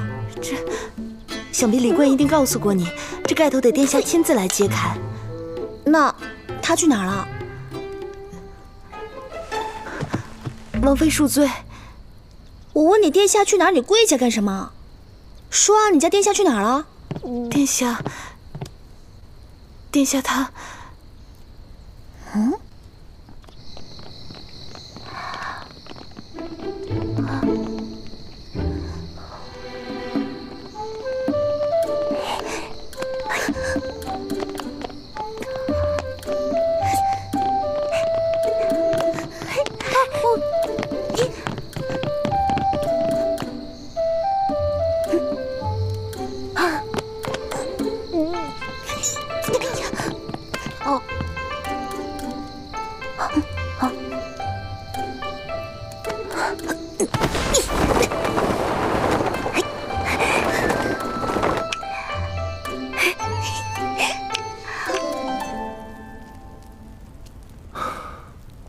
雪云，没想到你如此倔强，非要和刘宋公主同一日嫁过来不可。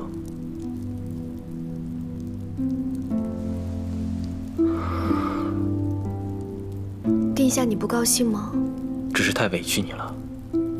有殿下在身边，雪云一点都不委屈。只是今天是你大婚的日子，丢下王妃来我这儿，没有娶你做正妃，我已经十分愧疚。今天晚上，绝对不能委屈你。你什么呀？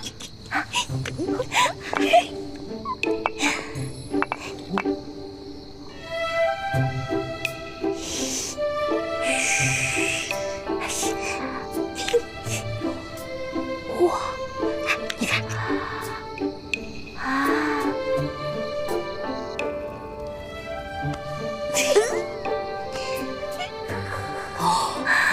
别动静太大了。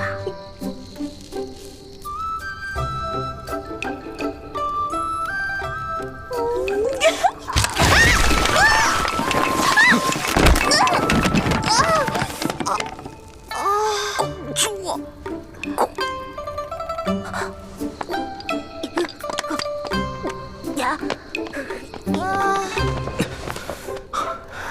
没事吧？殿下，王妃娘娘她不见了。我在这儿呢。王妃。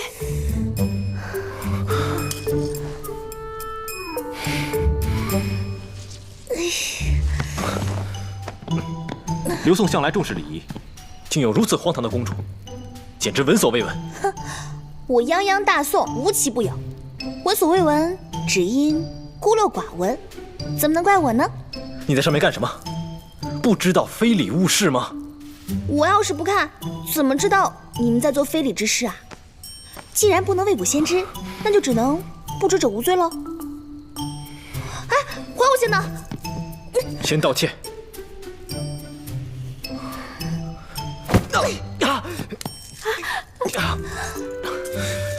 新婚之夜抛下大宋公主，此乃公然羞辱，到底谁该道歉？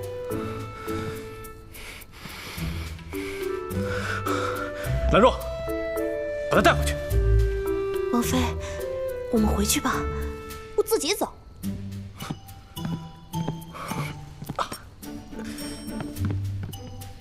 一砸就倒，弱鸡。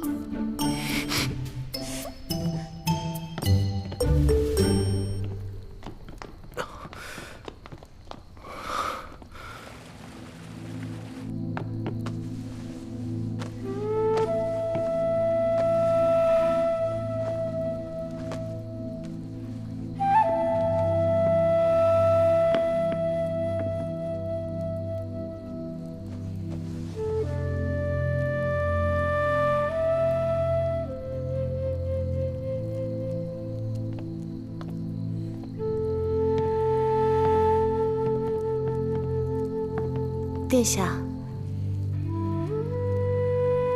殿下，你实在不该对王妃那么苛刻。再怎么说，她也是刘宋公主，背井离乡，实在可怜。哼，牙尖嘴利，寸步不让。我的行为根本伤不到她。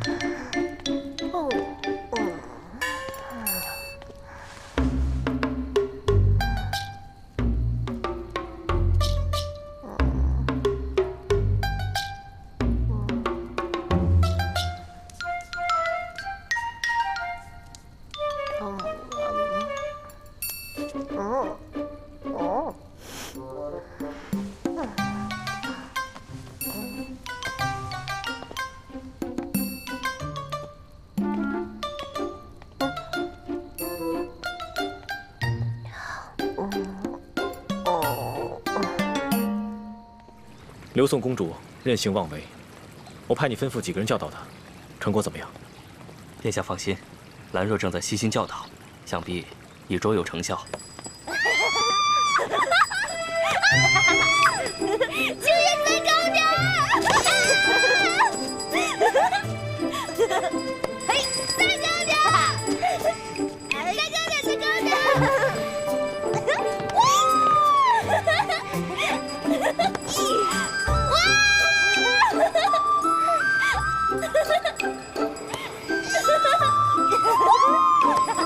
王妃，太危险了，我们赶快下来吧。再高点儿！下来！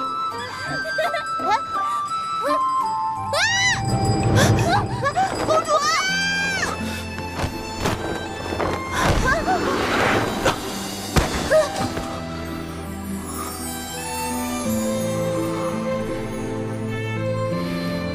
王妃，滚！公主，王妃，公主。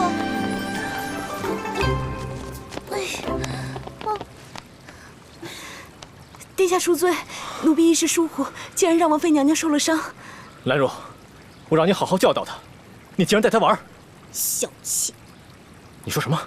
怎么啦？不就压一下吗？你还占便宜呢，干嘛那么生气？你分明……啊！千万别这么说，想说我故意勾引你是吧？俗，太俗了！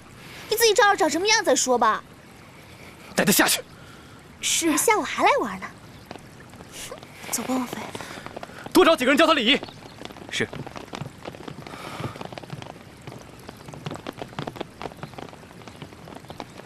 参见王妃。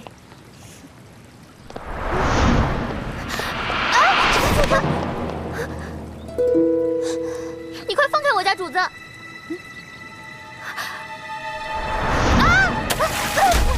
雪云，雪云，主子，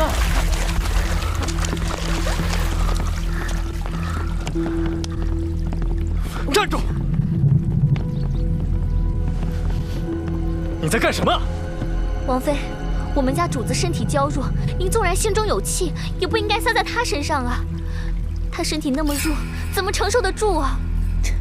错，奴婢哪里说错了？你的话谬误有三：第一，刚才我没碰他，是你叫我放手的；第二，水那么浅，能淹死谁啊？水不深，但水凉啊。主子身体娇弱，受了风寒，一定是要命的，他怎么会自己主动跳进去呢？当然是为了冤枉我啊！你血口喷人！碧玺，不得妄言。殿下，你瞧见了吧？王妃害了主子，竟还出言污蔑他。你要干什么？至于第三嘛……啊！雪云，主子，你干什么？我刘楚玉要惩罚别人，直接丢下去就好了。雪云，主子。殿下，什么事这么着急？冯太后派人传来口讯，请摄政王妃3日后参加宫宴。宫宴？不过殿下放心，冯太后派人请来教养姑姑，专门负责教导王妃礼仪，以确保她不会扫了摄政王府的颜面。走，去看看。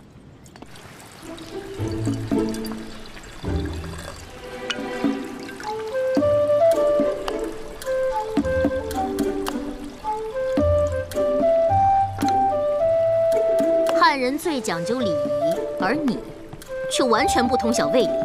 王妃身份高贵，是大魏女子典范，你的一举一动、一言一行都当格外留神。王妃，要双手端茶杯，喝茶不能转脸。天哪！喝茶的时候双手不能高过鼻子，快放下！重新开始。皇室有皇室的尊严，行莫回头，语莫先唇，坐莫动膝，立莫摇裙，喜莫大笑，怒莫高声。这些你都应当牢牢地记住，别再犯错了。奴听说王妃总是动不动就和摄政王争执，是不是啊？我没有，是容止不讲道理。王妃，女子出嫁，夫主为亲，丈夫二字便是你的天。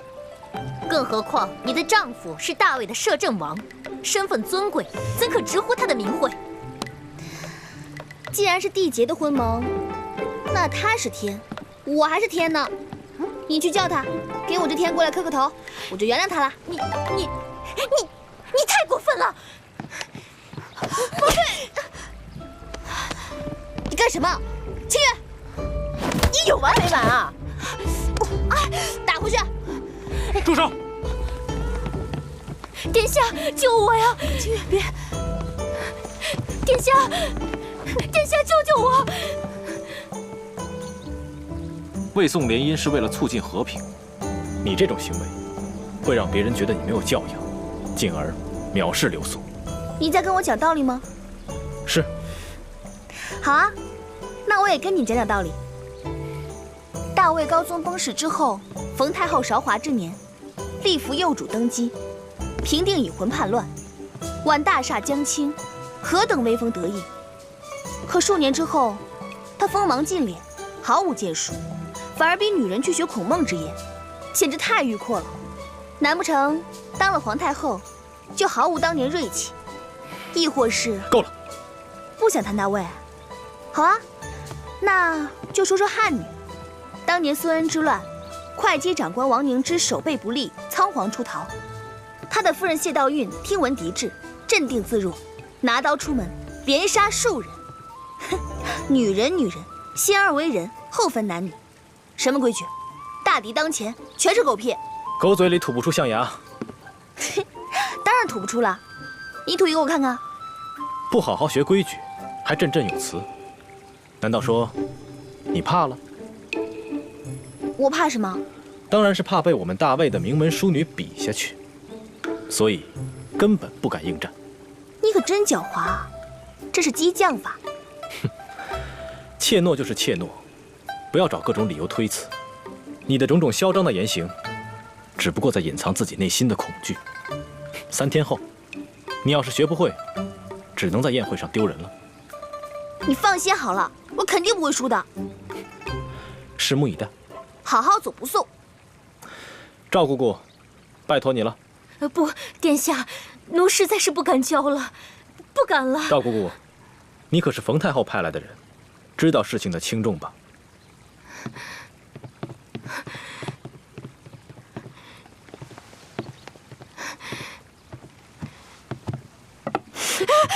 王妃，我不敢了。拿着，让他继续教，教不好，抽他。来人，倒茶。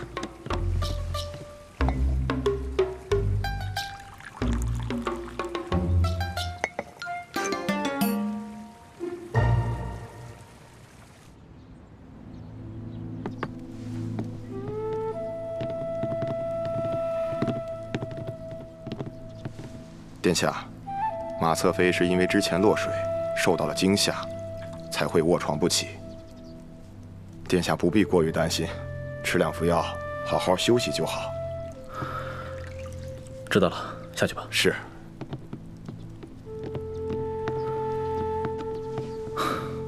雪云，这2天我一直担心你，让我看一下。殿下不可。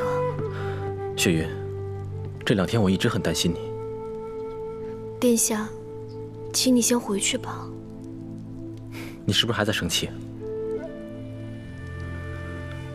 刘楚玉简直欺人太甚，毫无公主仪态。雪云只是不想让殿下看到自己憔悴的模样。雪云，在我心里，你是最漂亮的。殿下，你不怪雪云了吗？那件事情本身就不怪你，你才是受害者。我不会再让别人欺负你了。有殿下这句话，雪云已经心满意足了。主子，该用药了。我来吧。殿下，这不合礼数。乖乖吃药，这样我才能放心。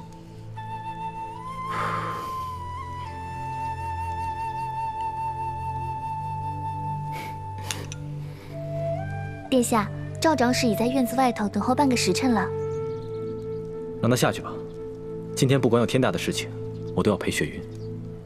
殿下，雪云真的没事了，你快去忙吧。我怎么能把你困在这一方天地呢？要是传出去了，别人会说雪云是红颜祸水的。为了雪云，即便背上昏庸之名又有何妨？殿下愿意，雪云可不愿意。殿下，你快去忙吧，要不然赵长史可真要怪罪我了。好，那我忙完再来找你。辟邪，送殿下出去。是。不用了，好好照顾你家主子。